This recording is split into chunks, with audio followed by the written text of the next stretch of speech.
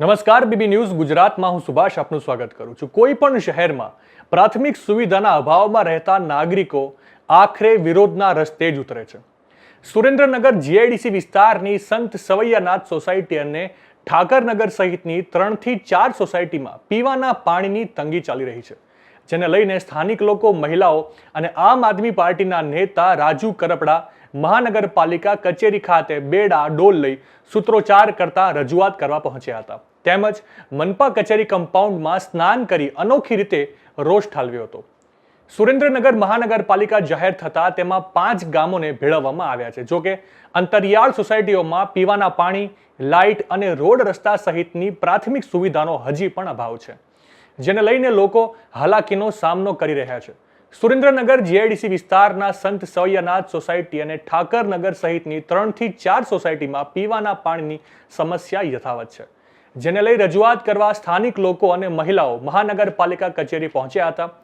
ઘણા વર્ષોથી પીવાના પાણીની સમસ્યા ભોગવતા સ્થાનિક લોકો સાથે આમ આદમી પાર્ટીના નેતા રાજુ કરપડાએ અનોખી રીતે વિરોધ વ્યક્ત કર્યો હતો।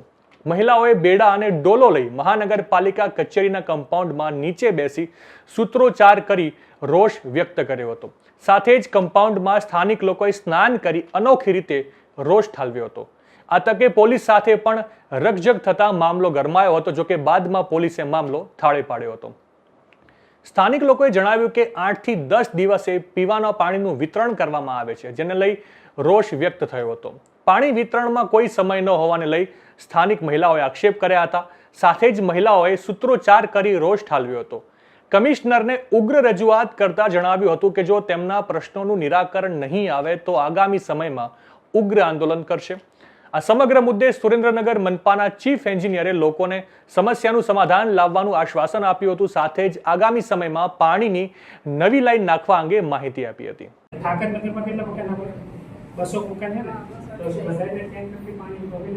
જ્યાં સુધી આ વ્યવસ્થા ન થાય ત્યાં સુધી પાણી તો આપવું જ પડશે।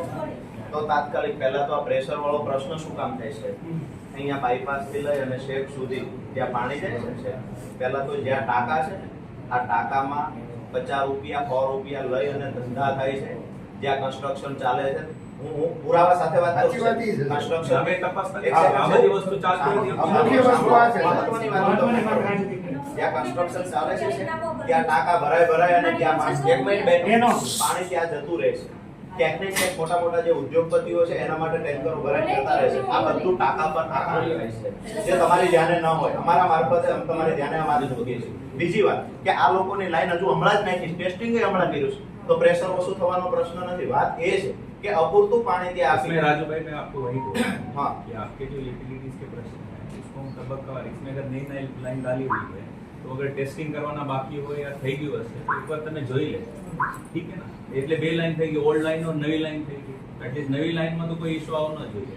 ઇલીગલ કનેક્શન હોય, ઘણીવાર એરિયામાં ઇલીગલ કનેક્શન, મોટા કનેક્શન લીધા હોય તો પ્રેશર ઓછો થાય, તો એની પર તમે એક ઝુંબેશ કરો, ઇલીગલ કનેક્શન ને કાઢી નાખો જેટલા હોય, અને એમને કહો કે ભાઈ તમે એપ્લિકેશન લઈને ઇલીગલ કનેક્શન જે લાઈન નખાણી છે ને એ એક વખત ક્રોસ ચેક કરજો। એ તો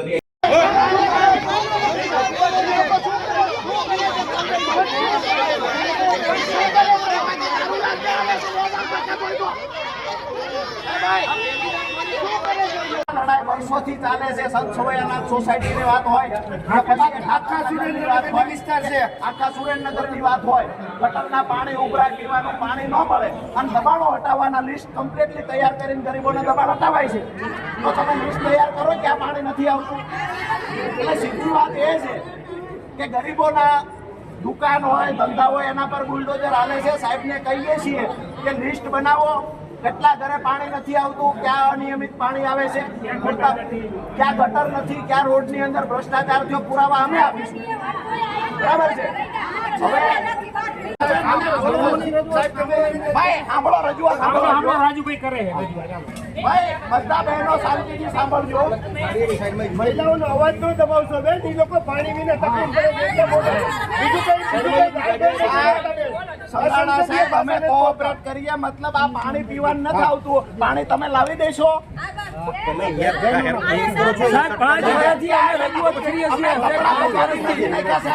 અધિકારીઓ નાગા થઈને નાચે છે ગરીબ લોકોની ઉપર। अधिकारियों क्लास 1 एक मिनट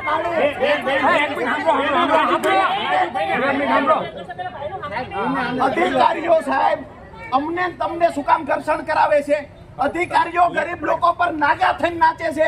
પીવાનું પાણી નથી આવતું, કોઈના ઘરે નાવાનું પાણી નથી આવતું, અહીંયા રજૂઆત કરવા આવે છે તો રજૂઆત તમે સાંભળવા નથી દેતા.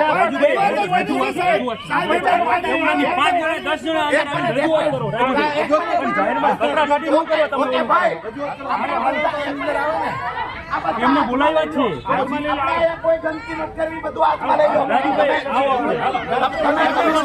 તમે કમિશનર સાહેબ આના સોલ્વ તો તમને નથી એવું પણ શું કામ પોલીસ આવે કપડા કાઢીને એવું કરે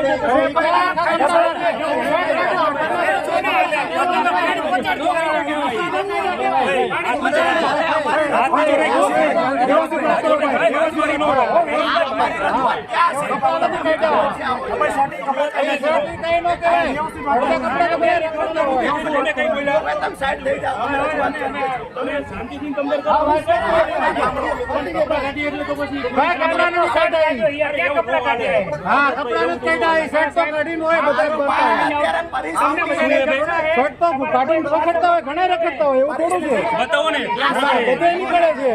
ભાઈ શર્ટ જ કાઢ્યો, ખાલી શર્ટ જ કાઢ્યો છે, બીજું કાંઈ નથી. નો રખડાય હો. શર્ટ કાઢવું હોય કયા કાયદા? એ ગુનો નથી શર્ટ કાઢવો ઈ. ફરી પત્ર લાવો. ફરી ફાઇલમાં નો શર્ટ. ના ના શર્ટ ફરતા હતા. એટલે શર્ટ કાઢવો એ ગુનો જ નથી. અને કોર્ટમાં અંદર વચ કરીને જાય છે ને યાર. કોર્ટમાં અંદર વચ કરીને રજૂઆત તો શર્ટ કાઢી કરી શકાય. કાંઈ નથી. તમે શર્ટ કોઈએ કાઢ્યો એનો ગુનો ઉતારો નથી. આપણે વાત પૂરી થઈ ગઈ. મળી લો સર.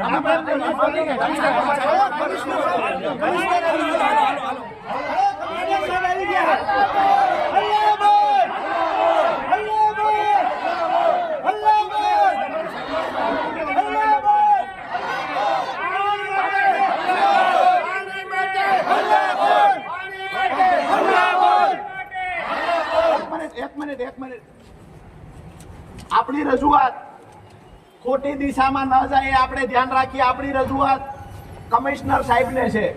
આપણી રજૂઆત આપણા ઘરે પીવાનું પાણી નથી આવતું પૂરતા પ્રમાણમાં અને અનિયમિત આવે છે એના માટેની રજૂઆત છે. બરાબર છે.